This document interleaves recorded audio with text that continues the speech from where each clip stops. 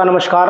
आज एक क्वेश्चन है, उस पर हम लोग डिस्कशन करेंगे और क्वेश्चन का नाम है एनएमआर सिग्नल। ऐसा क्वेश्चन जो मुझे लगा कि यूपी पीजीटी में या फिर मध्य प्रदेश पीजीटी में और या फिर झारखंड पीजीटी में आ सकता है। चूंकि सिलेबस एमपी पीजीटी का अपने में एक स्पेशल हो गया है, उस पर ही लगातार हमारा डिस्कशन चल रहा है और क्लासेस भी कंटिन्यू हो रही हैं। तो जो लोग भी ऑनलाइन क्लास लेने के इंटरेस्ट रखते हो, जो झारखंड पीजीटी का ऑनलाइन क्लास लेने का इंटरेस्ट रखते हो, प्रैक्टिस करना चाहते हो बेस्ट स्टडी मटेरियल के साथ में, तो आपको हमारे चैनल पर आना चाहिए और अपने मोबाइल में एरोमा केमिस्ट्री का ऐप डाउनलोड कर लेना चाहिए। तो पहले तो मैं आपको बता दूं कि संडे को रात में 9 बजे से टेस्ट है और ये टेस्ट केवल और केवल फिजिकल केमिस्ट्री का है। फिजिकल केमिस्ट्री में जो टॉपिक्स मैंने पढ़ाए हैं उन सभी टॉपिक से जुड़े हुए क्वेश्चंस आएंगे, तो प्लीज आप कल के लिए रेडी रहिए फिजिकल केमिस्ट्री का टेस्ट देने के लिए। टेस्ट का जो नंबर होगा क्वेश्चंस का वो 50 होगा, 50 होगा। टाइमिंग आपके पास 1 घंटा होगी। आप कैसे कवर करते हैं आपके ऊपर डिपेंड करता है। अपने आप की परफॉर्मेंस को कैसे पहचानते हैं आपके ऊपर डिपेंड करता है। आज फिलहाल मैं एक टॉपिक लेकर के आया हूं जिसका नाम है एनएमआर सिग्नल। एनएमआर सिग्नल पढ़ाना नहीं है, चूंकि पढ़ा चुका हूं। इसके एक एग्जाम्पल पर विशेष तौर से हम बात करेंगे। एग्जाम्पल हमारे सामने रखा हुआ है, मैं आपको बताता हूं। पैराक्लोरोटोलिडीन।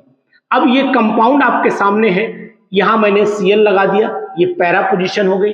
पैरा पोजीशन किसके रिस्पेक्ट में? अगर मैं यहां पर टॉलिन यानी कि CH3 लगा देता हूं तो इसके रिस्पेक्ट में ये पैराटोलिडीन हो गई।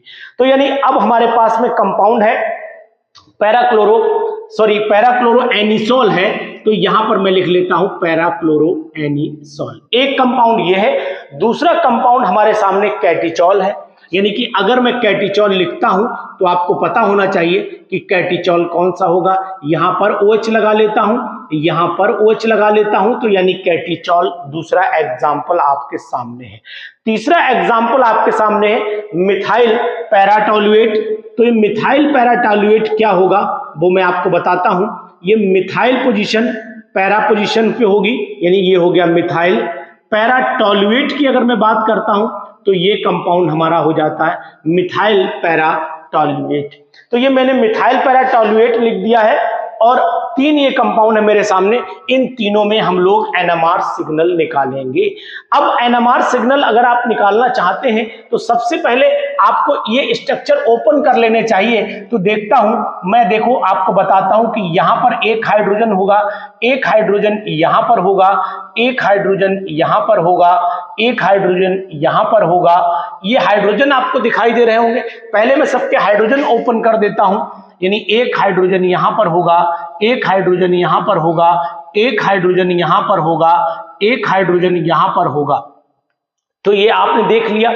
अब इस केस में देख लो, एक हाइड्रोजन यहां पर होगा, एक हाइड्रोजन यहां पर होगा, एक हाइड्रोजन यहां पर होगा, एक हाइड्रोजन आपका यहां पर होगा। ये सब मैंने हाइड्रोजन ओपन कर दिए। अब आपसे एक एक करके बात करता हूं। अगर मैं देखता हूं ध्यान से तो इन दोनों का एटमॉस्फेयर एक है, यानी कि इसे मैं A मान लेता हूं तो इसे भी A हाइड्रोजन मानना पड़ेगा। ये दोनों का एनएमआर सिग्नल एक ही आएगा। क्यों एक एनएमआर सिग्नल आएगा? क्योंकि दोनों का एटमॉस्फेयर एक है, दोनों के उधर क्लोरो लगा है, दोनों के नीचे 2 हाइड्रोजन लगे हैं, इन दोनों का एटमॉस्फेयर एक है, मतलब इन दोनों के एनएमआर सिग्नल सेम होंगे। अब मैं बात करता हूं इसकी, यहां पर इन दोनों के एनएमआर सिग्नल सेम आएंगे क्योंकि इसके इधर भी सेम पोजीशन है, इधर इसके इधर भी सेम पोजीशन है, तो 2 हो गए और एक ये एनएमआर यानी कि C कैटेगरी से मान लेते हैं, तो 3 यानी मिथाइल ग्रुप में भी एक कैटेगरी हो जाएगी। तो ये हो गए हमारे पास कितने एनएमआर सिग्नल हो गए? टोटल हमारे पास में हो गया, टोटल एनएमआर सिग्नल हमारे पास में आ गए। टोटल एनएमआर सिग्नल आ गए कितने? 3 तरीके के, यानी एक हमारे पास हाइड्रोजन A वाला आ गया, एक हाइड्रोजन B वाला आ गया, एक हाइड्रोजन C वाला आ गया, यानी टोटल 3 एनएमआर सिग्नल यहां पर निकलते हुए दिखाई दे रहे हैं। अगर हम लोग इस कंपाउंड की बात करते हैं तो ध्यान दो, इन दोनों के एनएमआर सिग्नल सेम होंगे, तो इन दोनों को आप A मान लीजिए। अब इनके दोनों के एनएमआर सिग्नल भी सेम होंगे, कारण यह है कि इसके इधर OH है, इसके इधर, दोनों का एटमॉस्फेयर सेम है, इन दोनों के एनएमआर सिग्नल भी सेम होंगे, तो हम इनको C मान लेते हैं। यानी कहने का तात्पर्य यह है इनमें भी एनएमआर सिग्नल जो है वो एनएमआर सिग्नल आपके इसमें भी 3 ही आएंगे।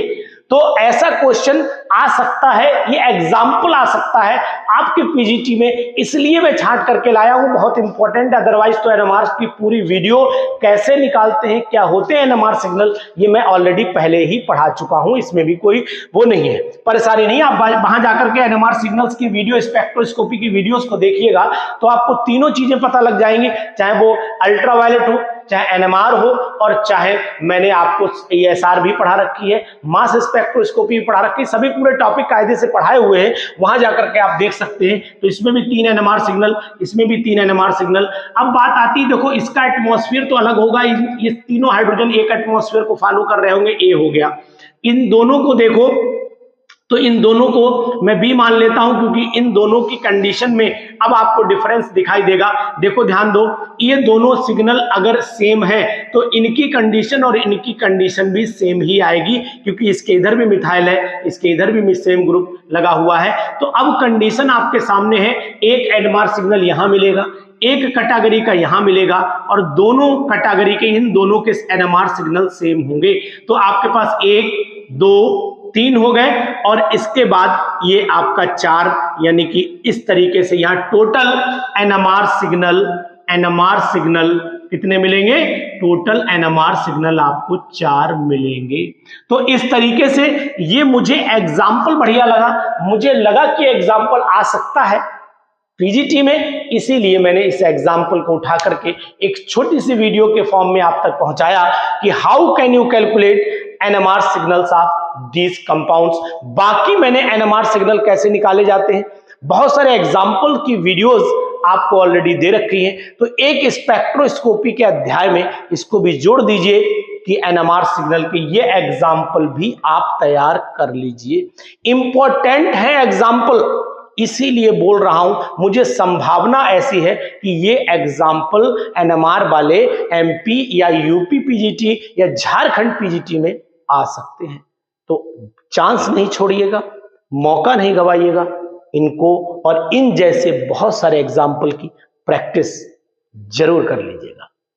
तो इस वीडियो को अपने दोस्तों तक शेयर करके दूसरों को भी बताइए कि इस तरीके के एग्जाम्पल जरूर तैयार करें, जिससे कि आपकी झारखंड पीजीटी या एमपी पीजीटी में या यूपी पीजीटी में ऐसे क्वेश्चन हल करना आसान हो जाए। एक जरूर बताइएगा कि यूपी पीजीटी में आया हुआ था कि C2H5OH यानी इथेनॉल में एनएमआर सिग्नल कितने होते हैं।